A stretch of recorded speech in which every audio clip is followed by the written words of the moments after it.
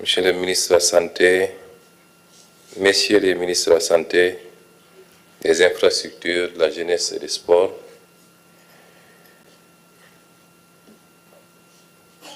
honorables députés, membres de la Commission Énergie et Ressources minérales de l'Assemblée nationale, Madame la directrice générale de l'AME, Mesdames et Messieurs les directeurs généraux, directeurs nationaux et chefs de service, Mesdames et Messieurs les partenaires au développement, Mesdames et Messieurs les gestionnaires de l'énergie, distingués invités. ñu ngi am mbégte ñëw bokk ci cérémonie bi ànd ceeg ministère bi muy rek continuité ci li ñu defoon ci mois d'août muy conseil interministériel bu am solo boobu ñu jagle woon ko lépp li nga xam ne day jëm ci yaqanal rawatina yaqanal li nga xam ne mooy énergie te ci biir énergie ñu ràññee ci li nga xam ne mooy courant bi lu am solo la ci ñaari fànn bi ci njëkk mooy bu dee jotaay bi ñu am tey dañ ko jagleel lañuy jëfandikoo ci énergie courant ci biir administration sànq dama laaj ministre bi ne ko 71 milliards yi ñuy wax est-ce que administration centrale dong la wala dañuy jël mboolem administration yi muy administration décentralisée également waaye madame la directrice générale bi muy def présentation tontu na ci laaj bi kon dañ ko jagleel rek di jëm ci administration muy fànn bi njëkk bu am solo ndax boo buggee jiite nit ñi woo leen ci dara ñu wuyu si la il faut nga njëkk a joxe exemple bi mënuñu bëgg sénégalais yi góorgóorlu ci yaxanal lépp luy consommation de manière générale ba pare ñu gis ñoom ni administration bi nga xam ne ñoom la fi teewal te ñoom ñoo koy financer ndax ñoo koy jox budget bi muy fonctionner administration boobu bañalul boppam dara moo tax le programme de rationalisation des dépenses de l'administration dafa nekk au cœur de notre action yàq bi ci administration bëri na ñu yàgg koo joytu ndax nag nekkoon nañu aux fonctionnaires nekk ci biir administration bi 2018 bi may présenté sama livre en tant que candidat à élection présidentielle am na chapitre entier boo xam ne maa ngi ko jagleeloon ci yàq bi nga xam ne am na ci administration muy loo xam ne du lu ma kenn di nettali lu ma teg sama bët la en tout cas fi ma nekkoon di fa liggéey ci matériel bureautique mobilier bi ci consommation carburant ci njëndum oto ci dagg ay billets di voyager tukki yoo xam ne amul réew mi benn njëriñ ñaare ci ni ñuy jëfandikoo courant bi ak ndox mi ci biir administration ma bindoon ni am naa yaqin ni ci loolu rek mën nañ ci def ay économie yoo xam ne ay dizaines wala ay centaines de milliards lay doon buñ ci góorgóorloo tuuti moo tax bi ñu ñëwee it bokk na ci suñu yitte njëkk ay weer ci gannaaw am na circulaire bu ma génne woon mu am nag ñu ko bëggoon soofantal mooy ñi nga xam ne ñoom seen conception ci état conception jouissance la mooy li madame la présentatrice wax léegi rek lañ dul def seen kër wala duñ ko permettre jàpp nañ ni tant que alalu mbooloo la war nañ ko mën a def moo tax ci circulaire boobu ma joxoon ndigal ñu rationaliser yu bëree bëri ba ci yi ñuy jëfandikoo ci imprimante bureau boo dugg bëgg faa fekk imprimante te réew ñu ëpp doole foofu di réew yu développé dañuy am benn unité centrale kenn ku ne ñu connecté ko kenn ku ne mën a lancer à partir de ton bureau machine à café yeeg frigo bar yeeg yooyu yëpp facteur de consommation yu am solo la te bokk na ci liy yokk consommation administration waaye ci suñu comportement aussi suñuy habitude sànq ministre daf may déey dara ma ne ko yow dafa mel ni dangaa bëgg a anticiper ci li ma bëgg a wax waaye dañuy joxe misaal rek est-ce que salle bi ñu nekk di def waxtaan bi tey waroon nañ fi taal lampe gëm naa ni suñu xëccoon rideau yi rek salle bi leer nañ soxlawul taal lampe ñu ngi 8e étage au mois d'avril à Dakar il fait pas chaud bu ñu ubbi woon fenêtre yi peut-être du jël taal climatiseur ay réflexe la parce que ñun ñoo ne dañuy def des bâtiments intelligents jël bâtiment bi yëpp def ko vert mën na am inconvénient surtout en période d'été parce que vert bi day jàpp tàngoor bi rejeté ko ci biir waaye mun na doon avantage ci période yi ñu ne muy ay réflexe yu ñu war a am man kay ku demoon sama bureau 8e doo fekk climatiseur tàkk fa doo fekk lampe tàkk fa mais loolu réflexe la bu ñu war a am ñun ñëpp parce que ku mu doonoon sa kër nga dugg ci biir kër gi ci waxtu yi mu mun a leeree nii gëm naa ni doo ko taal lampe kon c'est de petits réflexes yoo xam boo ko additionné au finish c'est des milliards et des milliards d'économies pour le pays ñu war ko mun a réorienter vers des secteurs qui en ont besoin la santé l'éducation les infrastructures mauvaise habitude yooyu mooy andi situation bi ñu gis consommation bi bëri na léeg-léeg état bi du ko fay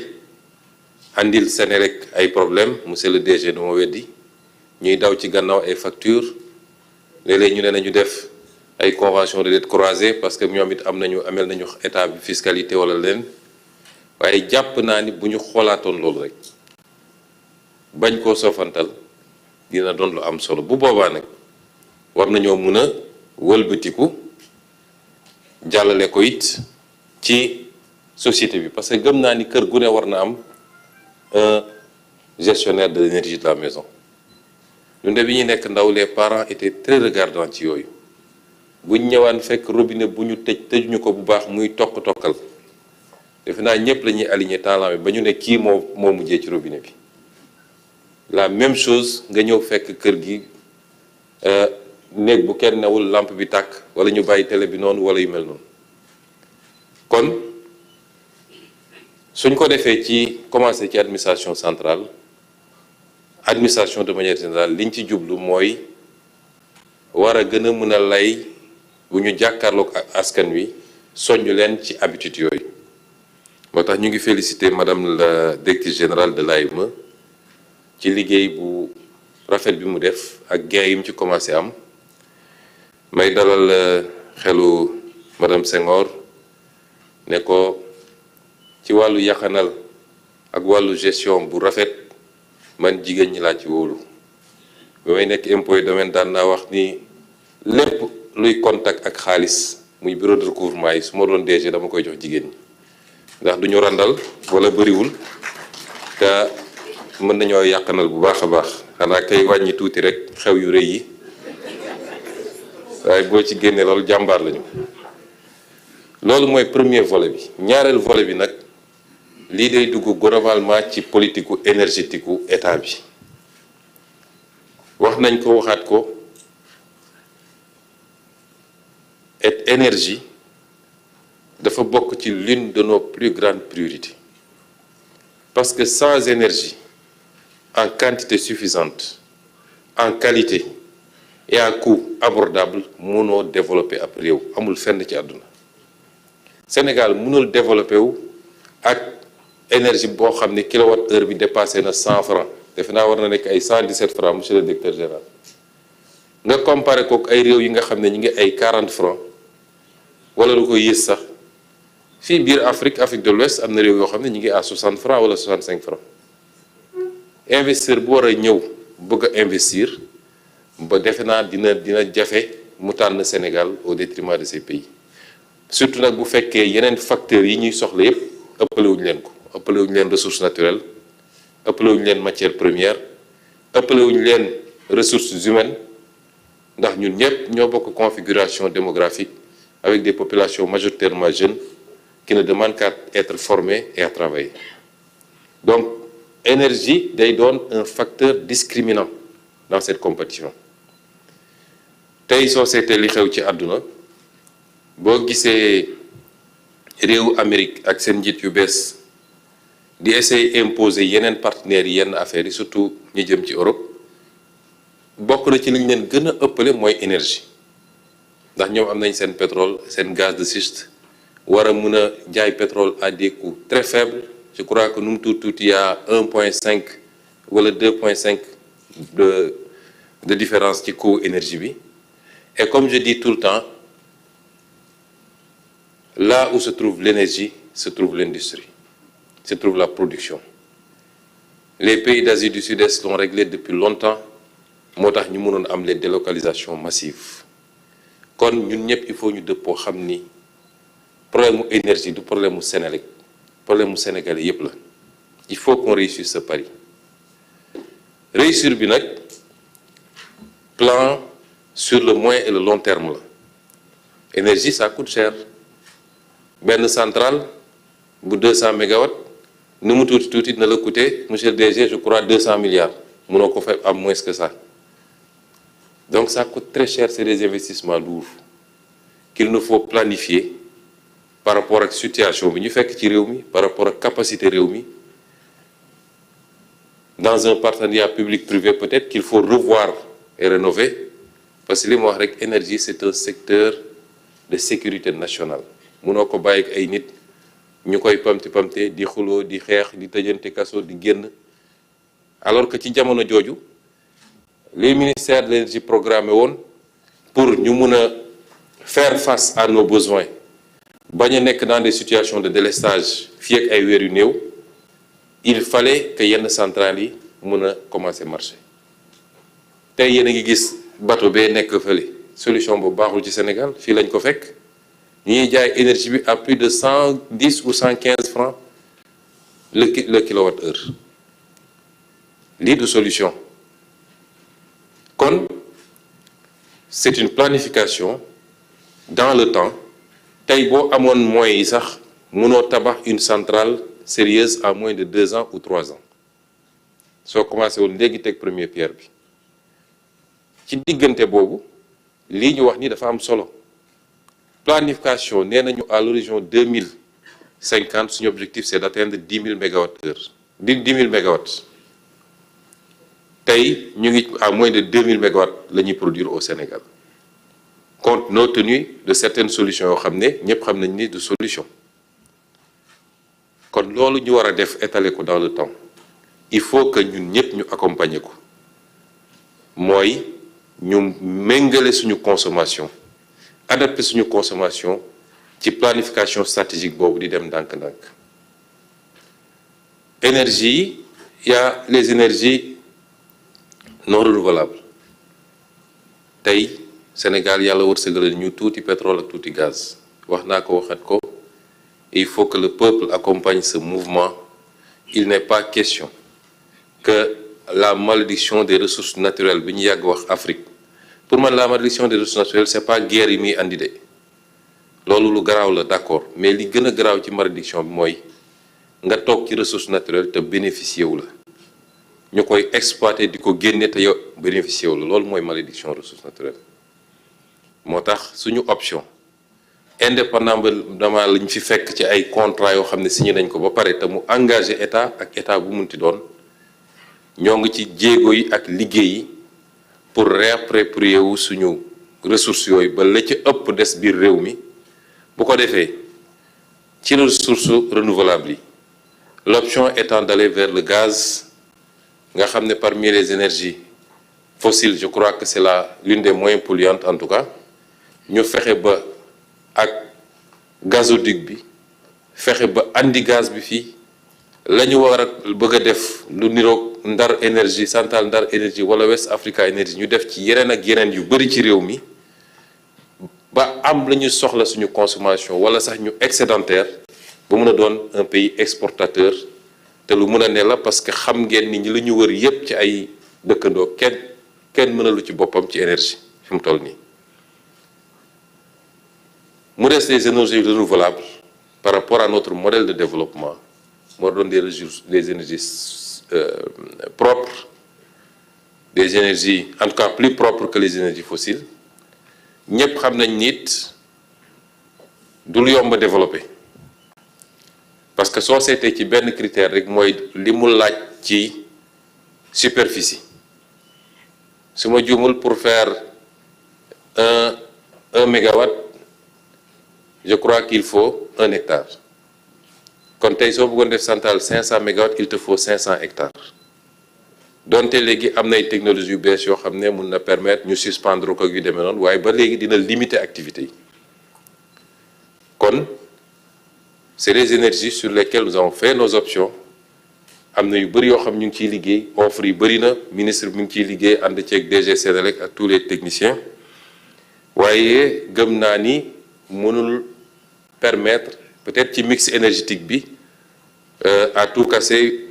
mën na représenter 25% ou 35%, mais ça va être très difficile mu weesu loolu dëgg-dëgg léegi nag planification boobu ñuy def di ci liggéey war ci ànd ak ñëpp fi muy amee solo mooy ñu partager kook askan wi réew balaa muy mun a dox mooy li ëpp ci réew mi parce que ñëpp mënul nekk waaye ñi ëpp ci réew mi bokk gis-gis ci fu ñu bëgg a jëmale réew mi ñu xam lan la loolu laaj ci doxalin ci comportement kenn ku ne la nga ca war a def nga def ko loolu nag mi ngi doore ci lii ñu wax nii ñuy soññ suñu bopp di soññ gouvernement bi di soññ mboolem seen administration waaye du ñu yem ci soññ dinañ ci veiller particulièrement waaye lu weesu loolu ñuy soññ askan wi yépp nag ñun ñëpp ñu ànd góorgóorlu te xam ni sakkanal dafa bokk ci suñu aada dafa bokk ci suñu diine boo jëlee diine islam dañ la naan noo barile walladina ida anfaqu lam yusrifu wa lam yaqturu wa kaana bayna dhalika qawama ñi nga xam ne bu ñuy dépenser duñu xaabaabal waaye duñu nay trop dañuy nekk ci digg doomu bi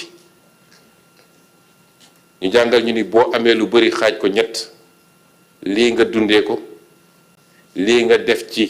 luy jëriñ nit ñi la ca des nga denc parce que ëllëg mat naa sóoraale épargne ku la ne bokk gëpp dëppool ak diine non nañu lekk yépp yàlla baax na ëllëg yàlla waxul kenn loolu boo jëlee diine chrétienne même chose bi la wax moo tax boo seetee suñu mbokk chrétien yi liggéey njëkk a gis mooy sobriété humilité doo gis yenn extravagance yi ci ni ñuy consommer suñuy mag balaa ñuy wax diine ci suñuy aada noonu lañ doon doxee ci ñuy société consommation ñu am ci ànd seeg sobriété kon soo dëppalee li ñu bokk yépp ñun ci culture ak ci diine nga boole ko les réalités socio-économiques et surtout économiques et les enjeux géostratégiques du monde ce que ça nous demande ce que ça nous impose rawatina ñun ñi nga xam ne réew yu ndóol lañ mooy ñuy góorgóorlu sur nos habitudes de consommation vivre en fonction de nos moyens et pas au-dessus te loolu bu ñu ko defoon defe naa tey du ñu toog naan am nañu dette cachée de 7000 milliards ci réew mi wala lu ko ëpp kon ñu ngi leen di gërëm di leen sant asalaamaaleykum.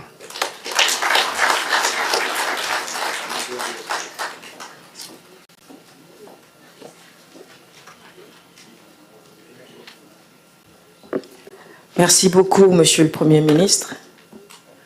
Su ma xamoon